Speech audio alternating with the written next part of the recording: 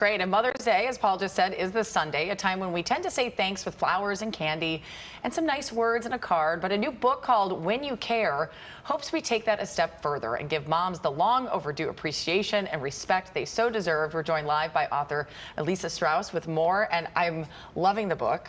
Thank you, Jamie. It's one of those things. We met at a caregiving conference, and I was so excited to talk to you about this whole notion because I think most people think about caregiving as nurses, doctors, professions, right? And we don't think just in our own homes of parents, mothers, specifically. Right, and all of the stuff that happens behind closed doors, which is a tremendous amount of effort, but also a really deeply meaningful experience for the people doing it. Well, tell me about that message, because I think that gets lost.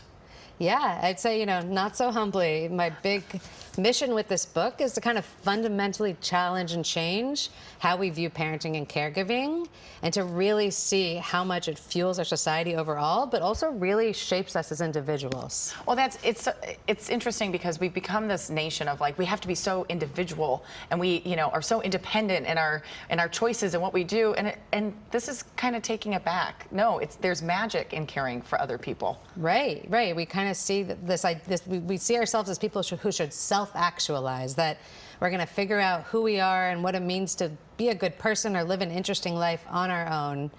And actually, these dependency relationships, whether it's motherhood or caring for anyone else who depends on you, is also a way to learn so much about yourself and really change your perspective on life overall. Absolutely. So I'm a stepmom, but I have so many mom friends who talk about, like, it's so boring to talk about motherhood, or, you don't have your own kids, so I don't want to tell you about this because it's so boring. But you want to empower women, too, to open up about their experiences. Yes, absolutely. And I want them to see the big picture of how those efforts to parent their kids fuel our economy, fuel our whole political system, and also, just as importantly, to see it as a hero's journey. We think, what are these big narrative arcs that really are held up as interesting in our culture? And it's often, going to war, or, climbing a really tall mountain, or all these things that happen outside the home and traditionally done by men.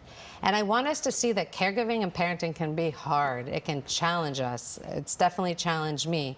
But it's not for nothing. It's in that experience, it's actually a way to really be enlightened and achieve epiphanies that so many of us seek elsewhere. Absolutely.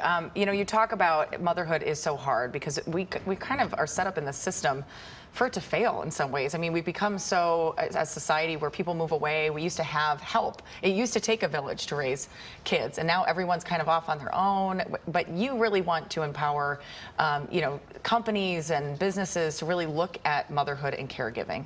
Yes, absolutely. I mean, it's in the book. Even Charles Darwin, I want to say, it's chapter 6. We were not evolved to parent on our own, and more importantly, we weren't evolved just to be competitive. We all think of survival of the fittest. Well, it turns out Charles Darwin, as I learned through this book, was just as invested as what he called sympathy, but today we might call care, as this fundamental part of what made our species survive. So it goes all the way back. Care is what fuels our society, and we need to remember that. And we need to remember that care is so big, so important, that moms and other caregivers can't do it on their own and shouldn't do it on their own. We need to be part of networks of care where one person cares for a child or maybe an elderly parent with dementia, and then someone's caring for the caregiver, and so on and so on and that's so what gets lost so many times. Well, thank you. I think it's such an important book. I really appreciate you being here. I feel like I'm going to give this to my mother for Mother's Day as a thank you. It is. Yeah. So thank you very much. And if you want more information on the book, check out our website, kcalnews.com, and click Seen on TV.